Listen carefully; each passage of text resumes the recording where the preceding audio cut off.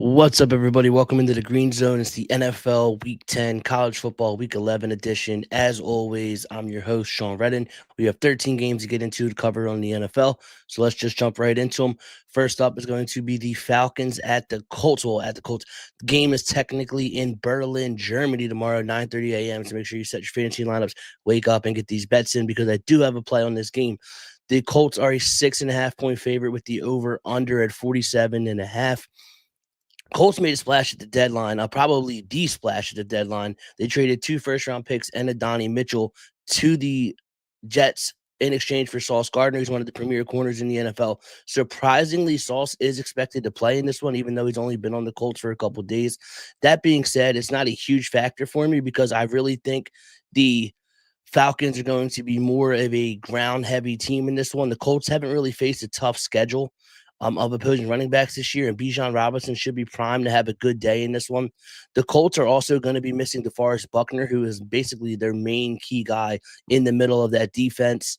And then I think the Falcons are going to have success on the ground. It's going to be able to shorten the game, eat the clock, limit possessions. And additionally, this game's outdoors on grass, and it's going to be pretty cold over there. That's the same conditions that we saw this Colts offense kind of struggle with in Pittsburgh last week. I just feel like this is too many points for an international game. So I'm going to take the 6.5 with the Falcons. Next game up is the Browns at the Jets. The Browns are a 2.5 point favorite with the over under at 37.5. I'm not even going to waste your time on this one. Jets are a team that's dead. I mean, just traded Sauce Gardner, just traded Quinton Williams, who are the two best defensive players. And now that led to a Dylan Gabriel led offense being favorite on the road. That's not a situation that I'm going to get involved in. I'm good on this game. No play in the Browns Jets. Moving on, the Jags at the Texans. The Jaguars are a 1.5 point favorite with the over under at 37.5. The Texans were one of the teams that hurt us last week. And it was a heartbreaker because they really controlled that game against the Broncos until CJ Stroud got hurt. But that's life and betting. But that being said, there's no way I can back them this week with how bad Davis Mills looked replacing CJ Stroud last week. And on the other side, the Jags are one of the most inconsistent offenses in the NFL. They're going to be without Brian Thomas in this one, who on paper is their number one wide receiver. And this Texans defense is one of the best, if not the best, in the NFL. If you had to place a bet on this game, I think the under 37.5 would be the best look. But it's not going to be an official play for me in nothing in the Jaguars Texans. Next up is the Bills at the Dolphins. The Bills are a 9.5 point favorite with the over under at 50.5. Hold your nose here because I'm going to be fading the Bills again, and I'm going to back the Dolphins in this spot. It feels gross saying it, but I got to do it. The Bills are dealing with a bunch of injuries on defense. Now they've gotten a lot better on the injury report as the week's gone on. But even if these guys do play, they're not going to be 100%. And I do think the Dolphins are set up offensively to be able to compete with this Bills defense. The Dolphins should be able to run the ball with Devin Achane. The Bills have struggled to to defend the run all season long. And then also the Bills are primarily a zone coverage team. And Tua, while he has been really bad this year, he is at his most efficient against zone coverage. And the Dolphins were selling at the deadline, but they really only were able to move Jalen Phillips, who ended up going to the Eagles for a third-round pick. So they still have a lot of their team intact. And I'm not saying the Dolphins are going to come in and lock down the Bills. The Bills are still going to get their points. I just think the Dolphins are going to be able to score right back on the other side. So I'll gladly take the 9.5 with the Dolphins here. Next up is the Patriots at the Buccaneers. Tampa Bay is a 2.5 point favorite with the over under at 48.5. This Bucks team, I really think, needed the bye. The last 2 weeks leading into it, the offense just does not look how it looked all season long. So I'm expecting a much better performance here. I think Baker was really dealing with a couple things that the rest, I'm sure, helped out. And the Patriots passing attack has been awesome this year. And then Todd Bowles in this game is going to dial up the blitz, is what he does as a defensive play caller. But Drake May has actually been very good against the blitz this season. I just think this side and total are priced really good in this one. If I'm going to be monitoring this, though, if this ever gets to a 3 for New England, I think I'm going to pull the trigger. And if the total gets to a flat 48 or 47.5, I might pull the trigger as well, but nothing so far. I just think this game is priced correctly, and it should be a great game. Next up is the Giants at the Bears. The Bears are a 4.5 point favorite with the over under at 46.5. The weather in this game isn't supposed to be great, so I really don't want to get involved here. We just saw on Thursday night how the wind could really affect that game. The wind was so bad it completely eliminated any downfield passing attack. Both teams are also dealing with a few injuries, especially on the defensive side of the ball. It's just not a game that I want to put money on, so I'm going to skip the Giants Bears. Next up is the Ravens at the Vikings. The Ravens are a 4.5 point favorite with the over under at 49.5. Lamar is back and he looked very good last week against the Dolphins. So we basically have to throw all the season long metrics from this Ravens team out of the window, and kind of go off of what they were expected to be coming into the season, at least offensively. The Ravens defense still has been pretty bad for them, but they did make a couple moves to bolster the D line, which I think are going to pay dividends in here in the second half of the season. And the Vikings are coming off a massive win against the Lions, and I really don't want to discredit what they did, because I did a great job shutting down Jamar Gibbs. And it was Jameer Gibbs, I'm sorry, and it was a really good win for them. But that being said, game planning for Jared Goff led offense is a lot different than game planning for a Lamar led offense. Brian Flores plays a ton of man coverage, the defensive coordinator for the Vikings, and Lamar's running ability is a man coverage killer. Defense will have their backs turned downfield, man, and up on the receivers, and Lamar's going to have a ton of room to run in this one. I think this number is short. I love the Ravens, and this was my favorite play of the week. Saints at the Panthers. The Panthers are a 5.5 point favorite with the over under at 38.5. The Saints offense is just putrid. There's no explosiveness to it, especially now that they traded their only deep threat receiver in Rashid Shaheed to the Seattle Seahawks. And they also have no ground game whatsoever. Alvin Kamara looks like he doesn't even want to play football anymore. My fantasy team can attest to that. That being said, the Panthers on offense, they want to be able to run the ball on the ground and just throw it when they have to. And strangely enough, the Saints are a really bad football team, but they've actually been pretty good against the run. But I think I think the Panthers are going to try to run and milk the clock, limit possessions here. And the Saints, like I said, on the flip side, they just can't do anything. They can't throw the ball. They can't run the ball. They're not going to score a lot of points in this one. But I do have this total at 38, and it's sitting at 38.5. So even though I projected to be a low scoring game, to me, the number looks correct. The under would be a play for me. But at this current number, I just don't see a value in it. But if you had to bet on this game, I would lean the under 38.5. Next up is the Cardinals at the Seahawks. The Seahawks are a 6.5 point favorite with the over under at 44.5. Looking ahead at this game, I fully expected to be on the Cardinals here because they keep every game close. But after diving into it, I have to back the Seahawks here. The Cardinals offense is sorry, the Cardinals offense is going to have their hands full with the Seattle defense. The beauty of the Seattle defense is they can get pressure on the quarterback just rushing forward, which really bolsters and gives their secondary a boost. Having more people in coverage, they're going to be able to harass Brissett in this game, who's obviously not going to be as mobile as Kyler Murray would be. And then the Cardinals defense just can't stay healthy. Last week, they looked pretty good against the Cowboys because they had almost a full unit. But then all of a sudden this week, again, Will Johnson, who's one of their best corners, out. Max Melton, another defensive back, out. And Mac Wilson, a very good linebacker for them, out. And this is just not good against the Seattle offense, who I think is playing better football than the majority of the NFL. So I'm going to lay the 6.5 here with the Seahawks. Next up is the Lions at the Commanders. The Lions are a 7.5 point favorite with the over under at 49.5. The Lions got great news on the injury report this week. Their entire O line looks ready to go in this one, which is a huge boost for their offense, obviously. And the Commanders' offense, I talked about it the other week, is still looking like an efficient unit with Mariota in there as opposed to Jaden Daniels. But that being said, this defense is an absolute mess. Marshawn Lattimore was viewed as their best corner, and he's probably pretty washed now. He's cooked.